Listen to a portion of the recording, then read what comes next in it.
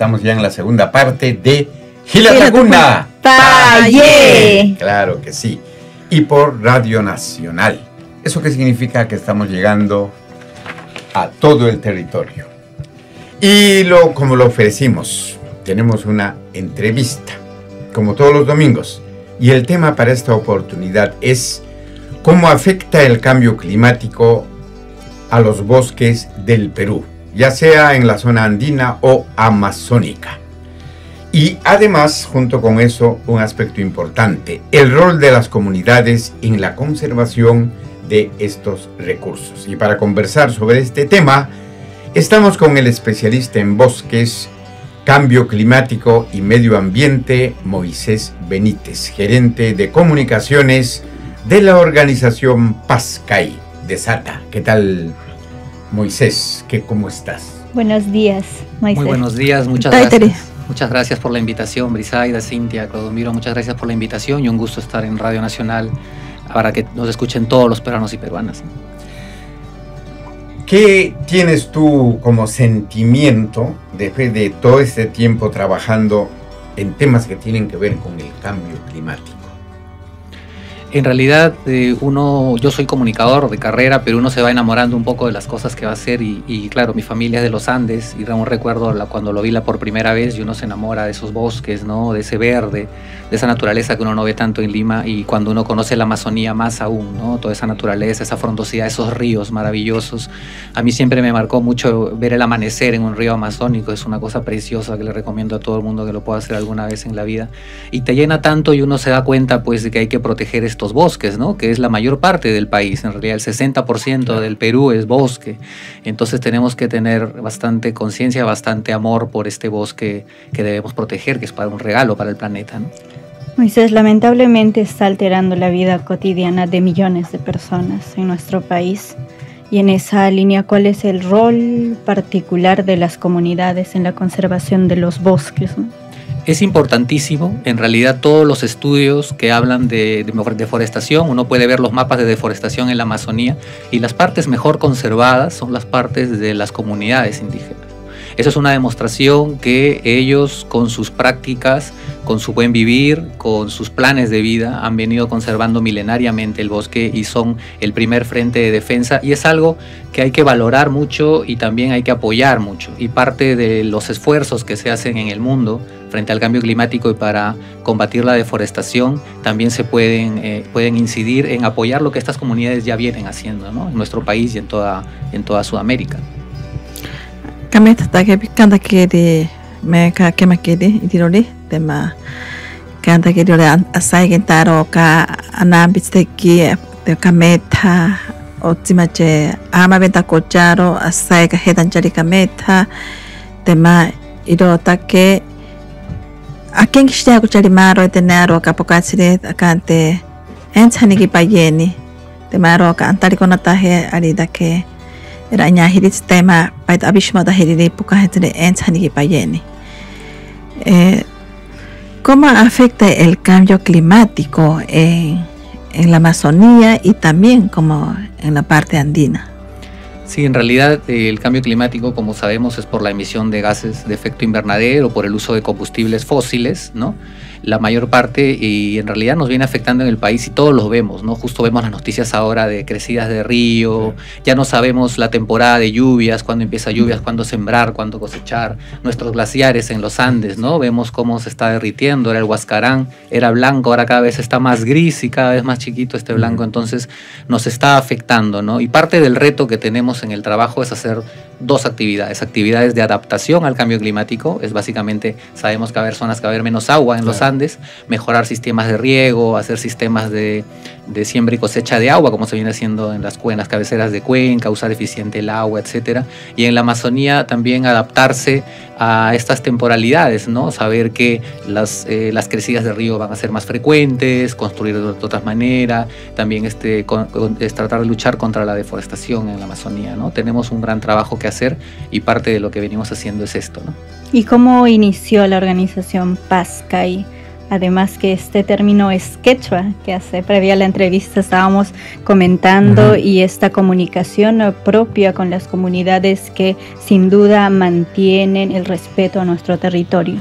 Sí, Pascay nació de la unión de varios profesionales que teníamos muchos años trabajando en temas de bosque y cambio climático, en proyectos de conservación de bosque, y dijimos, bueno, vamos a hacer nuestra propia iniciativa, y justamente le pusimos este nombre porque esta palabra significa desatar, y era desatar un poco estos temas tan engorrosos, ¿no? De crédito de carbono, efecto invernadero y tantas cosas. Y básicamente lo que nosotros buscamos es potenciar y facilitar el acceso a financiamiento climático internacional a través de proyectos que reduzcan la deforestación de nuestra Amazonía. Y también tenemos un proyecto muy bonito de cocinas mejoradas, se llama Tulpa Más. El hecho de usar cocinas mejoradas también ayuda a reducir la deforestación porque se usa menos leña, además que mejora la calidad de vida de las personas en los Andes. Así que este programa está por iniciarse este año, esperamos con fe, y vamos a poder generar hasta 85,000 cocinas a nivel nacional en la parte de los Andes, y en la parte de la Amazonía estamos trabajando en proyectos que financien acciones de conservación, como el proyecto Juntos por los Bosques en Madre de Dios, que asocia a una cooperativa de concesionarios y predios rurales en Madre de Dios, ¿no? Y esfuerzos así hay que replicarlos más en el país. ¿Y cuáles son los requisitos para que puedan participar en otras regiones en este proyecto, para que puedan ser financiados? Sí, en realidad el financiamiento climático por proyectos de carbono en el Perú ya existe hace varios años. Sí. Existe más de 30 proyectos, ¿no? Los bonos de carbono en áreas naturales protegidas, en comunidades indígenas.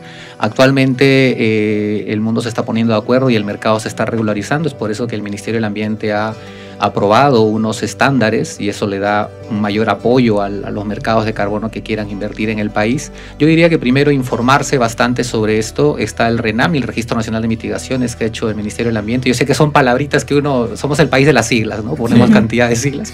Y un poco irse informando en las comunidades, tener esta información, ir viendo qué oportunidades hay, agruparse en los espacios para lograr este financiamiento, porque existe financiamiento que puede ser privado y público, y para actividades tanto para reducir la deforestación, para luchar contra las amenazas, para hacer como sistemas de vigilancia o sistemas de agroforestales que busquen deforestar menos, así como también actividades de reforestación, ¿no? Que son los proyectos de reforestación. Entonces, informarse mucho más. Les invitamos a visitar nuestras redes sociales, es Pascay Bosques en todas las redes sociales, en nuestra web pascay.p, y escribirnos, y también le podemos dar mayor información al respecto, ¿no?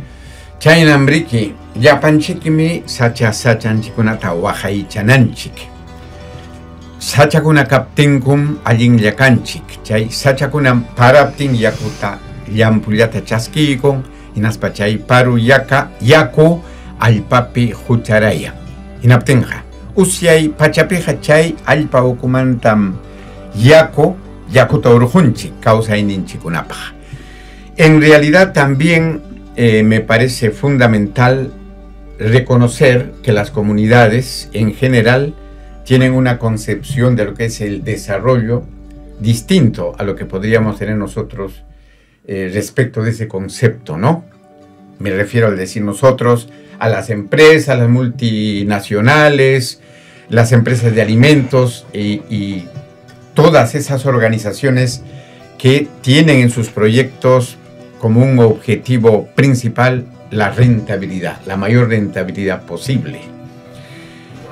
Y las comunidades tienen pues otra forma de relacionarse con el entorno, con los recursos naturales. Prefieren, por ejemplo, hacer silvocultura, actividades silvopastoriles o turismo vivencial, a explotar el petróleo o las riquezas que hay en su territorio, en el subsuelo, lo que significaría un desastre ecológico y una deforestación masiva.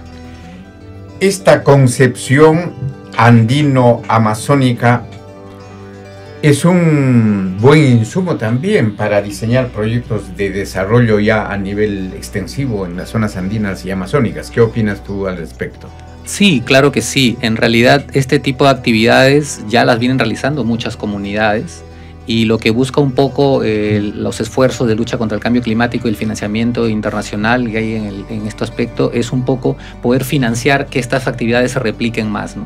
Por ejemplo, en un proyecto de conservación de bosques, básicamente se financia actividades que es como lo que tú mencionas, ¿no? Actividades primero de control y vigilancia y actividades de, por ejemplo, de que ese bosque en pie produzca más que tumbado, que al final hay un tema también económico, ¿no? Mucha gente tumba un árbol porque ese árbol lo va a vender y le va a dar una cantidad de dinero. Si logras que ese bosque produciendo cacao bajo sombra o simplemente que recibas pagos por servicios ambientales por conservarlo y logre equiparar ese monto, de repente no igual, pero un poco así, es un incentivo mayor, ¿no? Y también, y actividades que tiene que hacer, o por ejemplo, las comunidades indígenas que tienen sus planes de vida y muy bonito, hacen su plan de vida y dicen, trazan sus actividades que hay que hacer y a veces falta un poco de financiamiento para eso.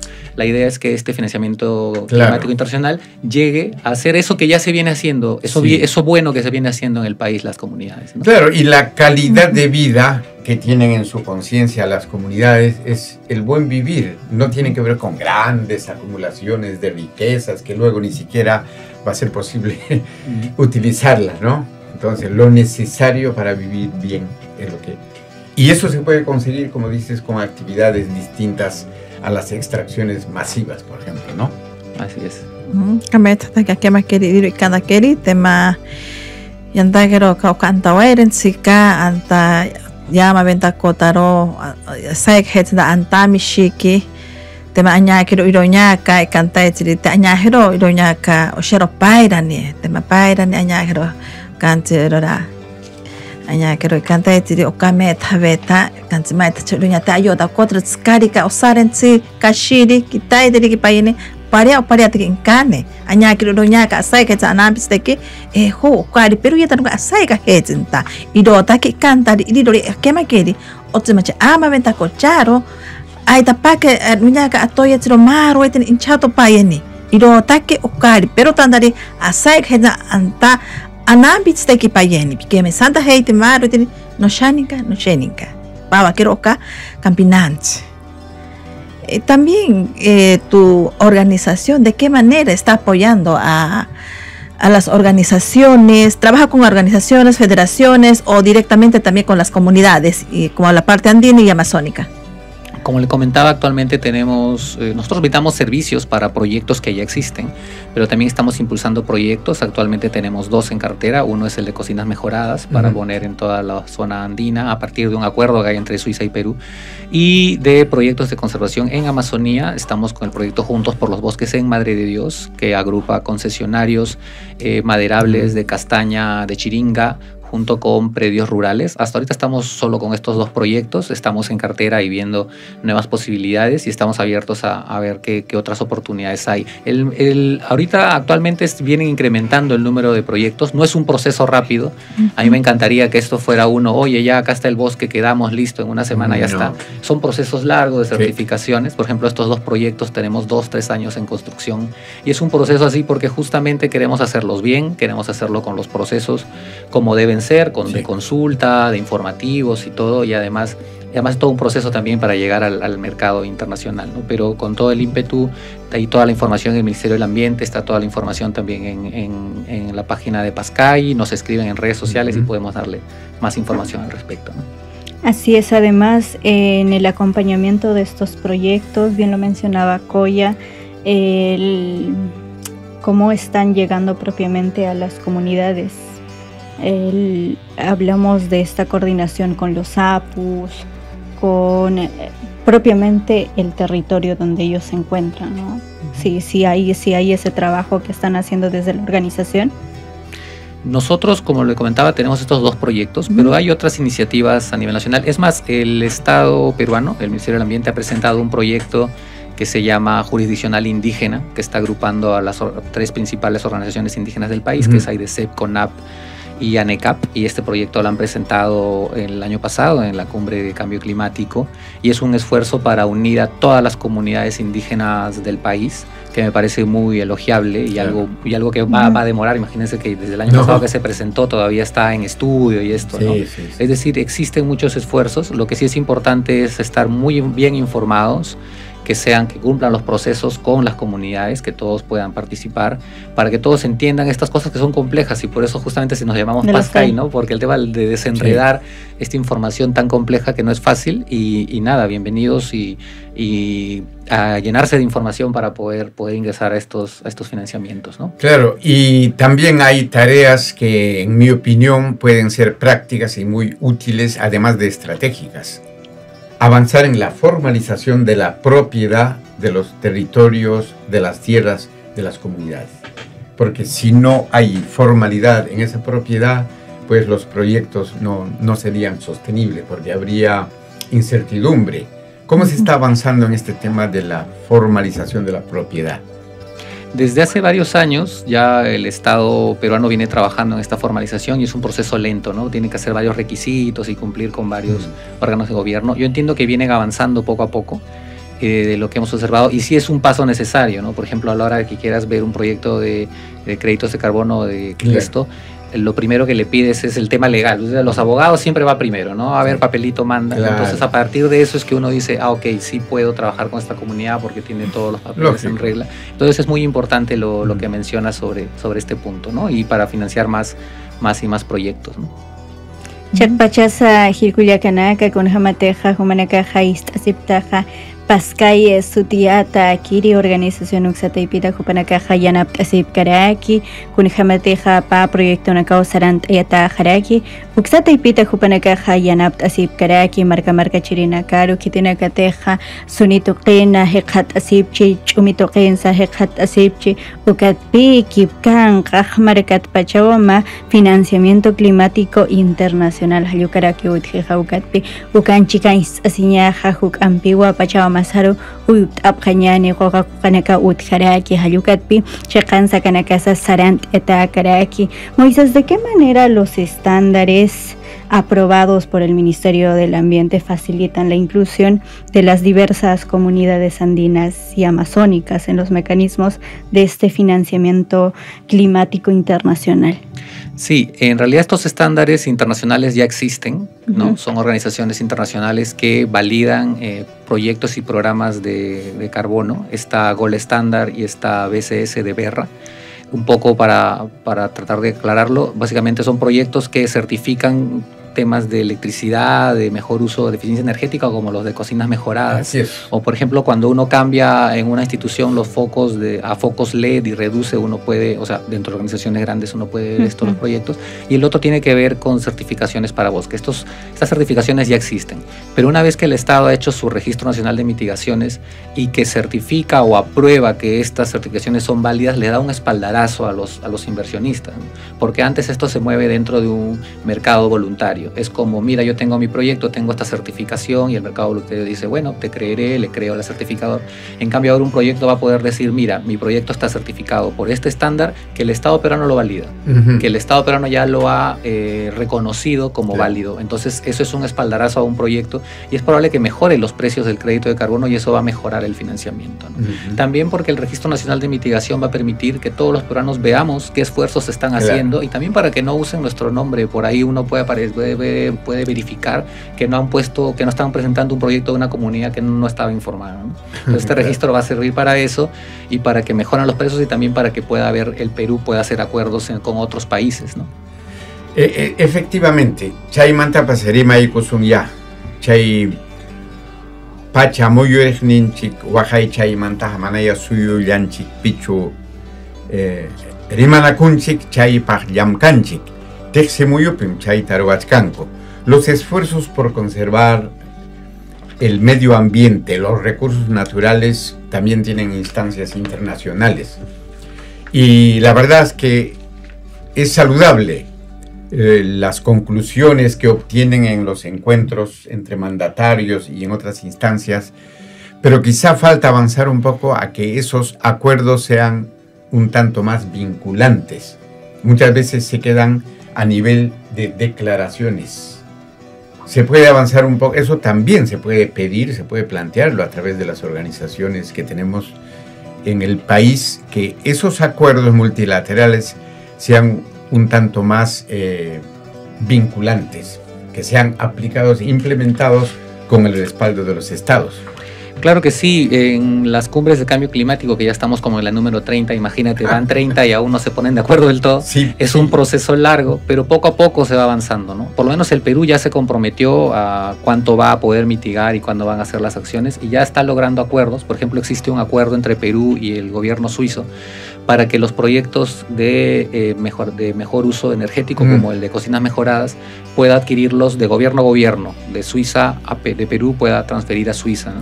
Imagínate, hay una empresa suiza como grande, voy a poner un nombre como Nestlé, que el gobierno suizo le dice tienes que reducir tus emisiones de gases de efecto invernadero, y Nestlé dice, bueno, voy a reducir lo más que pueda, pero además voy a contribuir a este proyecto con el que tú, gobierno suizo, tienes un acuerdo de país-país, que es Perú. Entonces eso va a permitir un mayor costo del crédito y el financiamiento directo de país a país, ¿no? Entonces, ¿y eso puede significar metodologías distintas de producir leche o hacer ganadería, por ejemplo? No tanto, sino más un poco que el Nestlé pueda demostrar que no solo hace bien sus cosas, sino que además contribuye a reducir la deforestación. Claro. O sea, asume los criterios de conservación. Así es, que puede decir y que su industria no sea un factor de depredación de recursos, por ejemplo.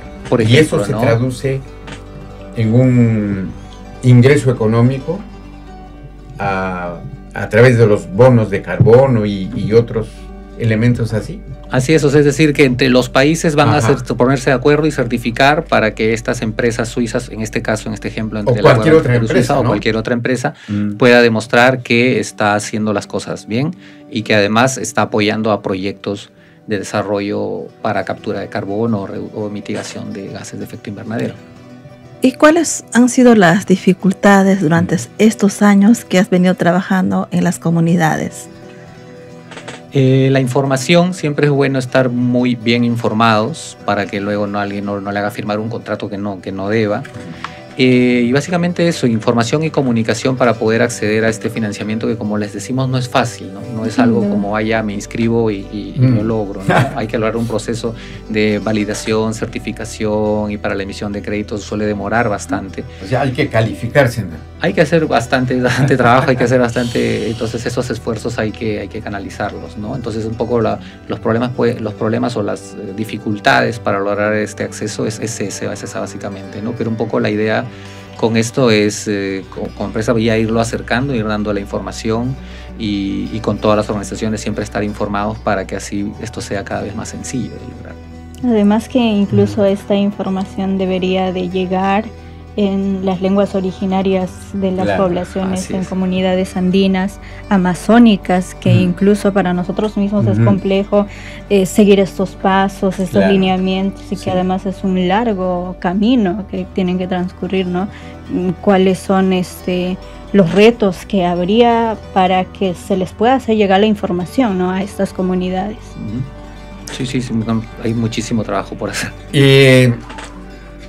Yo hago un trabajo madrugador y veo con entusiasmo que hay muchas iniciativas de reforestación y forestación.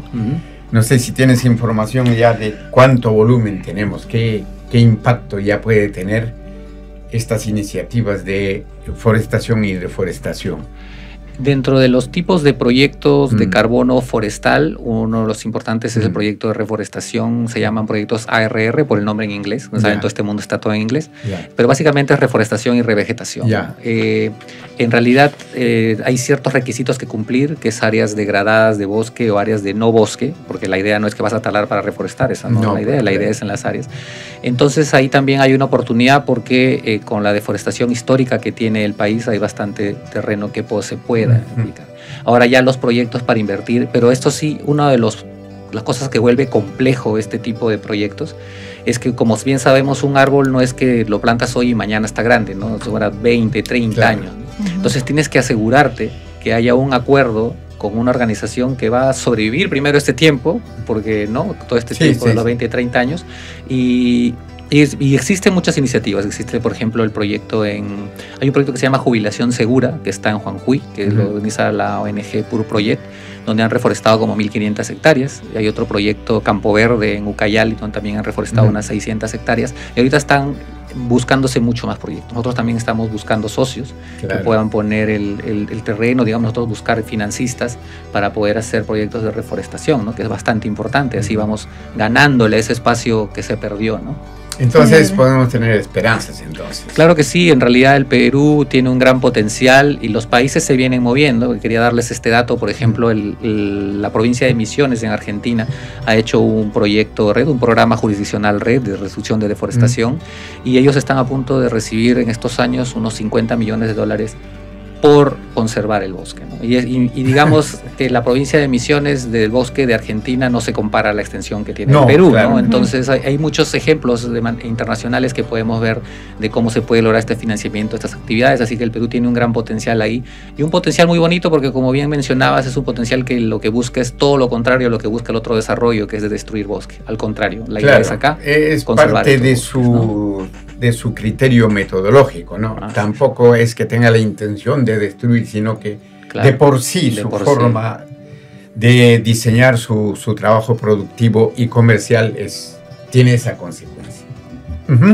Nos quedamos con esa última frase, el último concepto esperanzador, y te agradecemos por tu presencia en Quilatacuna Payé.